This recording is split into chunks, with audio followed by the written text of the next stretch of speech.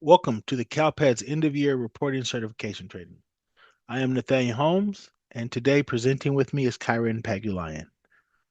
In this training, we'll provide an overview, review of the data submission, a review of the certification process with a demonstration, and cover the reports. So let's get started with the training roadmap. So from left to right, we have a collection of trainings designed to help users get acclimated with CalPads. Introduction, the basics, data population, data collections, and skill building. The end of year one reporting and certification training is part of the data collection training and should be reviewed at least once a year, typically prior to the start of a submission cycle. However, your understanding and comprehension of this training is largely dependent on your familiarity with CalPads. So for new users, we suggest reviewing the introduction, basics, and the relevant data population trainings. Those of you who have submitted data to CalPads for several years, it is sufficient just to come to the data collection training. All of our trainings are designed with specific objectives in mind. Identify key data stakeholders in preparation of the end of year three submission is one of them. This would exhibit data leadership and coalition building skills. We want you to be able to perform the end of year submission process based on an internal schedule, considering staff and availability and competing priorities. This would be the project management skill. You will also need to be able to resolve certification errors using analytical mindfulness and be able to review reports for completeness and reasonability. This is critical thinking. Lastly, you need to be able to analyze the certification reports to assess the flow of data across the ecosystem and evaluate how well data is leveraged in informed decision making. Again, this would be coalition building and critical thinking. All right, let's walk through the agenda so we know what to expect going forward. We're going to start immediately with the overview and look at the data collection as a whole. We will then go into the reporting requirements where we will cover the data submission. Kyron will do a demonstration of the certification process, and we will conclude with a wrap up. Okay, let's start with an overview. We will discuss the background of the CalPads end of year one submission. So the end of year one submission has changed from previous years. The end of year one now is currently a combination of what previously was end of year two, end of year three, and end of year four. End of year one includes program eligibility and participation, student incidents, cumulative enrollment, student absence summary, RFEPs, homeless student, special education, post-secondary status, expanded learning, and attendance recovery. End of year two is what was formerly end of year one, and it's course completion, career technical education, work-based learning, and one-year grads. Remember, we're only covering end of year one, but you can see how extensive the data collection is.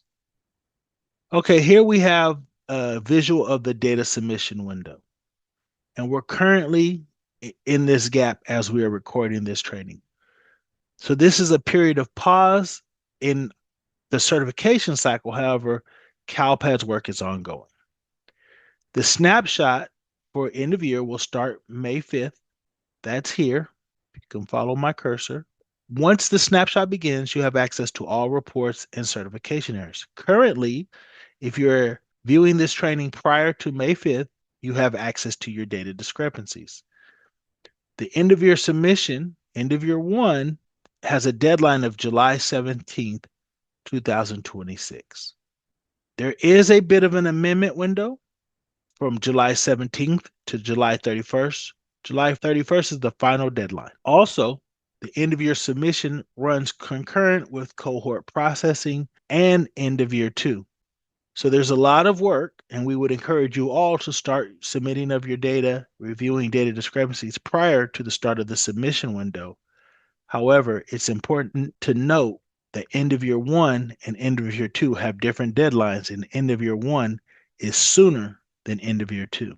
So again, the key dates for end of year one are May 5th, the start of the snapshot window, the error-free date. This is the date in which the CDE has identified LEA should have 0 errors in order to certify on time. That is June 26th. The certification deadline, that's July 17th. And then the amendment window, the final deadline is July 31st. So we have an end of year one survival kit, which we would like to point you to resources that will help you along with your certification process. So let me pull a web browser in front of you all. Okay, so here we have the CalPADS user manual, and I typically just type in CalPADS user manual, if I could spell it correctly. All right, and it comes here. I could bookmark it, but I can also know that I can find it easily through Google. And then we usually have the end of year roadmap prominently displayed in the middle. So let's go there and see this is the end of year reporting roadmap. So it's not exclusive to end of year one, but the instruction and resources relevant for end of year one will be here. We'll start off with the calendar so you can always find the dates even before training begins. We have the milestones, right? This will help you set your own deadlines and timelines. And then we have a submission checklist. And notice, I'm sorry, I glossed over this. There's two milestones, one for end of year one and one for end of year two. So make sure you understand that end of year one has an earlier certification date than end of year two. So the schedule is different. Now, the submission checklist is a great resource and my primary reason for coming to the user manual today. So here we have the submission checklist. It's an Excel document with tabs at the bottom. And now we're at the EOY checklist, and you can see end of year preparation. You want to focus on end of year one. It tells you the data collection here, and then it goes through the different steps for end of year one. Right? It has all the specific data types that we are collecting, and it tells you a list of activities that you should complete. Then the reports that should be reviewed down through the certification process. What's important about the checklist or what is a valuable uh, inclusion are these columns here on the right. You can identify who's responsible by name and title and the date completed. And because you can download this document, you can add other columns to help manage your staff and your stakeholders who should be contributing to this submission.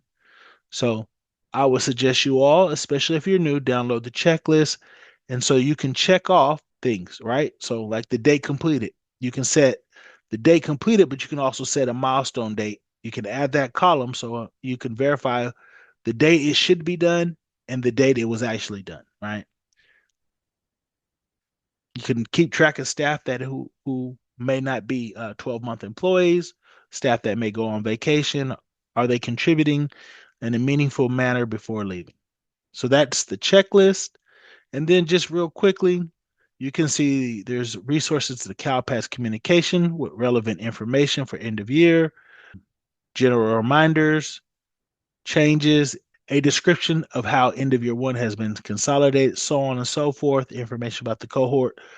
All your end of year reporting resources are kind of consolidated in the roadmap. It's a great resource. And then at the bottom, access to relevant end of year training. So I would suggest going to the roadmap to start your end of year submission. Um, the submission strategies, everything. All right. Of course, another resource that's valuable is the CalPADS system documents. It's part of the CDE web portal. And so you have the code sets. Every code in CalPADS is available here with the description and definition. The file specification forms document. If you want to know what the field is expecting and what validations may occur, the file specification forms is a great resource. The valid code combinations document is an extension of the code sets.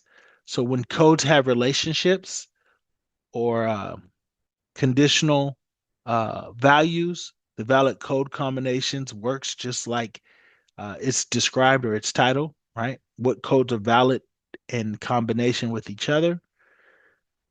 The error list will link you to the CalPADS user manual, and I will demonstrate that here.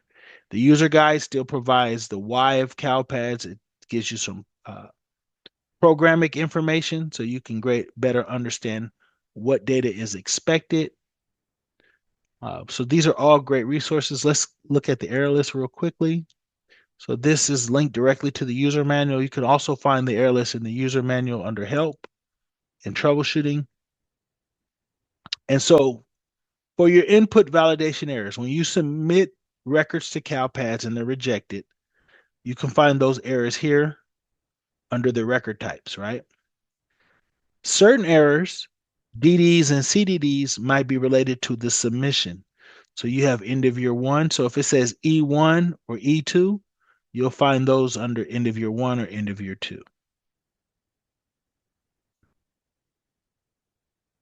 And so if you get SENR 0439E1 error, you would click that. Adult age students with disability in transition is required for this record. And you can see the fields validated, suggested resolution, error descriptions, everything that you need to resolve that error would be here. So also in the CalPADS system documentation is the communications. And this is a list of all the flash messages. So you can see the most recent information. CalPADS update flash number 322 has newer instructions on how to reclassify English learners in CalPADS. So that's always worth the look. That is part of end of year one, right? RFEP students are part of end of year one. And then you have access to the FAQs. And so you want to go to CalPADS frequently asked questions, and we have end of year topics, and you can have an assortment of different FAQs. So if you have questions about discipline, you can see how many questions have been asked, program participation, so on and so forth. And the last resource we want to review should be, you should have already found this, but just in case someone sent you a link to this recorded video, all of our training is here on the CSIS YouTube channel. Our most recent offerings can be found here under video. It lists by date of what was released.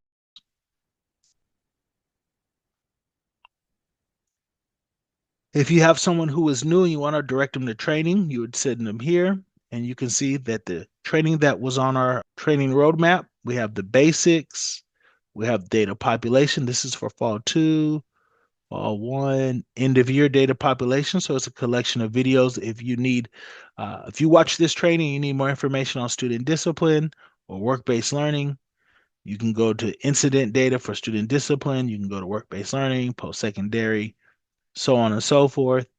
And then if you wanted to really get a jump and our current year's reporting certification wasn't available, previous years are presented here.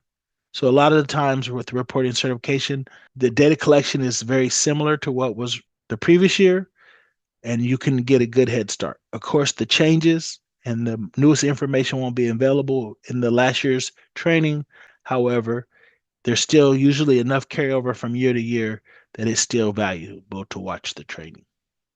So those are our resources. All right, so now that we covered the resources, let's talk about the collection purpose. So the data is driven by legislation, right?